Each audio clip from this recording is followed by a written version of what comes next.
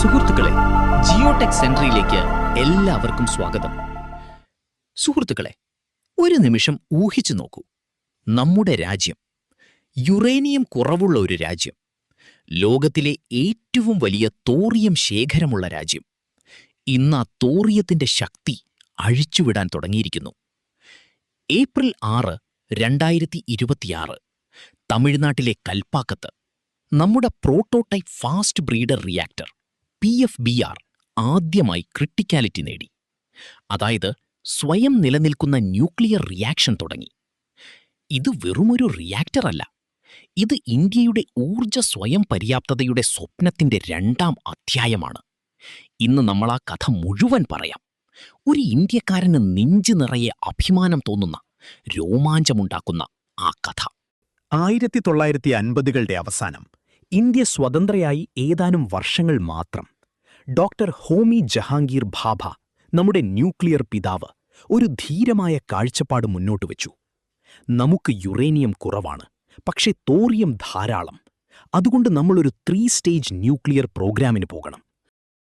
ആദ്യഘട്ടം pressurised heavy water റിയാക്ടറുകൾ, PHWR.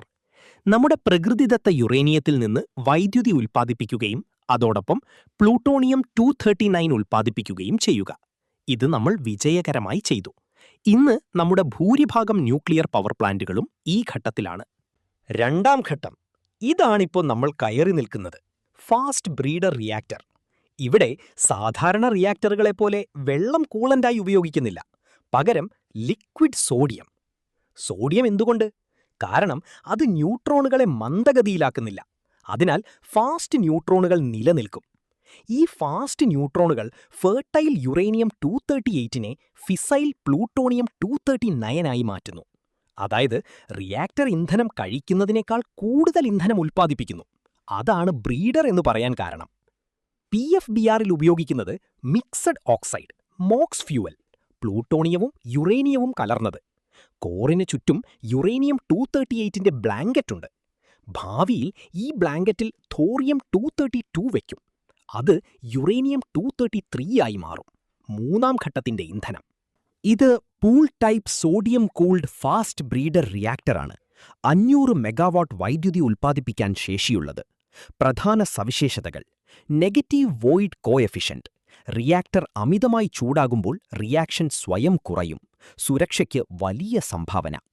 1750 ton sodium coolant. Indian സയന്റിസ്റ്റുകൾ രൂപകൽപ്പന ചെയ്തത്. Indira Gandhi centre for atomic research, IGCAR.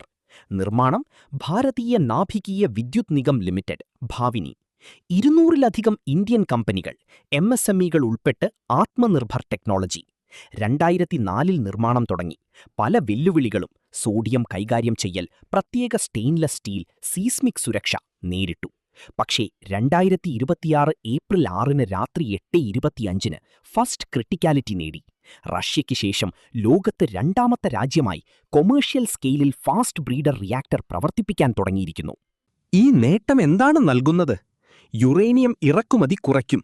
നമ്മുടെ പരിമിതമായ യുറേനിയത്തിൽ നിന്ന് കൂടുതൽ ഊർജം പിഴിഞ്ഞെടുക്കാം. തോറിയം യുഗത്തിലേക്കുള്ള പാലം. 3ാം ഘട്ടത്തിൽ നമ്മുടെ വലിയ തോറിയം ശേഖരം ഉപയോഗപ്പെടുത്തി ഊർജ സ്വയം പര്യാപ്തത. Clean and reliable power. 24/7 ഊർജം, കാർബൺ എമിഷൻ കുറയ്ക്കൽ. Technological sovereignty. അഡ്വാൻസ്ഡ് മെറ്റീരിയലുകൾ, റിയാക്ടർ ഫിസിക്സ്, സേഫ്റ്റി സിസ്റ്റങ്ങൾ എന്നിവയിൽ ഇന്ത്യ ലോക നിലവാരത്തിലെത്തി. ഭാവി: ഇതിന്റെ പഠനത്തോടെ കൂടുതൽ ഫാസ്റ്റ് ബ്രീഡറുകൾ, തുടർന്ന് തോറിയം അധിഷ്ഠിത റിയാക്ടറുകൾ. ഇന്ത്യയുടെ 100 ഗിഗാവാട്ട് ന്യൂക്ലിയർ ലക്ഷ്യത്തിലേക്ക് വലിയ ചുവട്. സുഹൃത്തുക്കളെ, ഈ കഥ കേട്ട് നിങ്ങൾക്കൊരു ഇന്ത്യക്കാരനെന്ന നിലയിൽ അഭിമാനം തോന്നുന്നുണ്ടോ?